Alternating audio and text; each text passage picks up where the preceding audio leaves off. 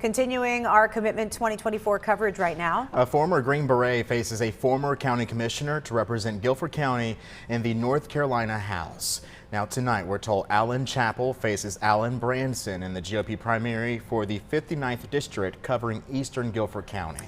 He recently spoke with WXII 12's Bill O'Neill, who brings us their conversation. This is Alan Chappell's second chance to win this particular district. He ran back in 2020, lost the primary to the incumbent John Hardister, who is now running for labor commissioner. Alan Chappell says he opposed closing schools during the pandemic and supports parents having more control over their kids' education. I don't think the schools should be hiding curriculum from what's going on with your kids in the school. You had mentioned about hiding the curriculum, and I'm wondering, well, what do you know about that? I've just seen that across the country with the news. I haven't looked into specifics on Guilford County curriculum and I mean, do you have any evidence that curriculum is being hidden? I don't know of any specifics within Guilford County. Or North Carolina? Well, correct. Chappell says he's also a strong supporter of school choice. And I really think the dollars need to follow the student. Whether that is a charter school, a public school, you want to do a private school. I even think there should be some way we're able to do homeschooling and dollars follow that student to be able to do the homeschooling. The school bond that came in Guilford County, did you support that?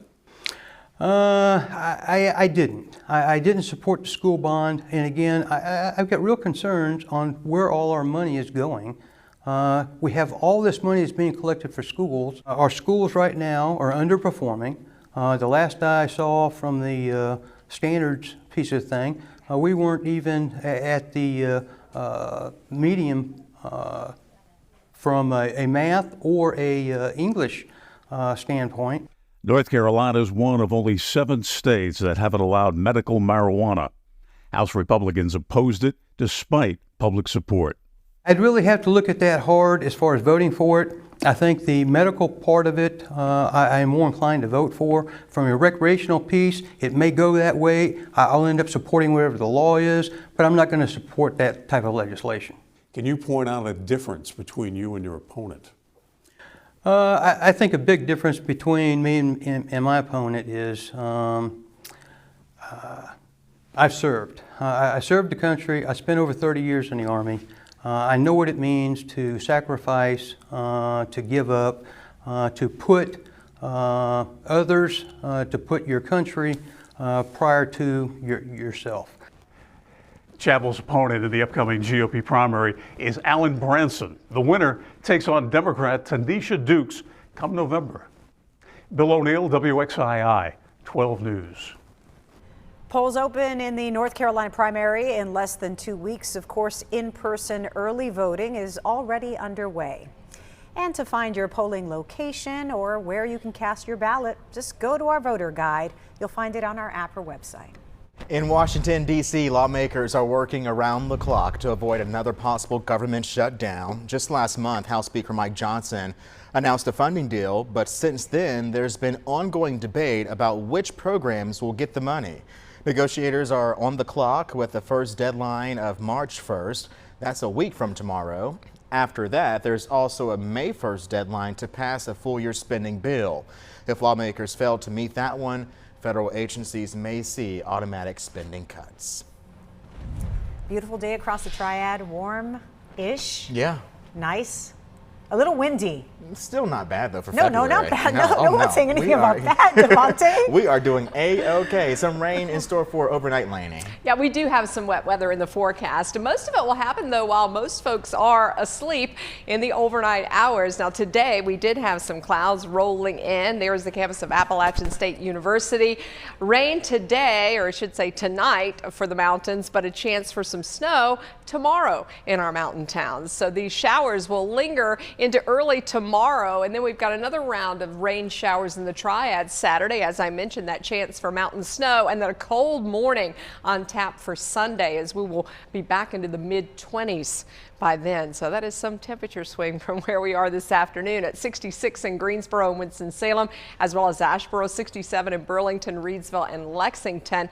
High temperature tomorrow is 60, so that's pretty nice. And then it's cooler, back to normal for a couple days, and then another big surge in temperatures into the upper 60s and low 70s for next week. Those temps across the area right now, well, they're coming down just a little bit from the highs. We had 61 in Stokesdale, and right now we've got temps in the 50s from Sparta at 50 degrees, 59 in Hayes to West Jefferson at 54. And we do see an area of rain that is out ahead of a slow moving front that will be moving in here later on tonight. So right now we've just got the clouds. I think your dinner hour is going to be dry, but by late night and especially overnight, some of these showers will be rolling in. So we'll stop this map around 11 o'clock and overnight. You'll see those showers, and they're a little bit heavier, a little farther to the east tomorrow morning. The actual front doesn't come through until tomorrow afternoon, so I do think there's at least a chance we could have some spotty showers around lunchtime, early afternoon, and then we'll see clearing skies as that front continues to move off to the east. And then behind that,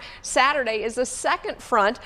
Part of the day on Saturday should be dry. It's definitely going to be cooler with a cooler wind, but by afternoon, you're looking for a few showers to develop across the area. And yeah, that chance for a little bit of snow up into the mountains. And then, as I mentioned, getting real cold into early Sunday as we dry out. Rainfall totals look real limited, about 1/4 of an inch or so or less across the triad. Higher totals up toward the mountains, around 1/2 of an inch or so. This rain, we're hoping, will help with the pollen counts out there. Tree pollen counts for cedar, juniper, elm, maple, pine, they're in the high range today, high again tomorrow, and then thankfully we'll see them being lowered over the weekend. Here's your forecast though for tomorrow. We've got some rain around in the morning. We do still have a rain chance at least through lunchtime. Notice that the wind in the afternoon turns out of the northwest, so it's going to be turning colder by tomorrow night and into Saturday, but I do think we'll see a high close to 60 degrees. Should be pretty comfortable, but again, the wind is going to be an issue. Upper 50s tomorrow afternoon in the foothills. We've got that rain chance early, and then it's tapering off, and the skies are clearing out just a bit. Mountains, you've got also some morning showers from the morning commute.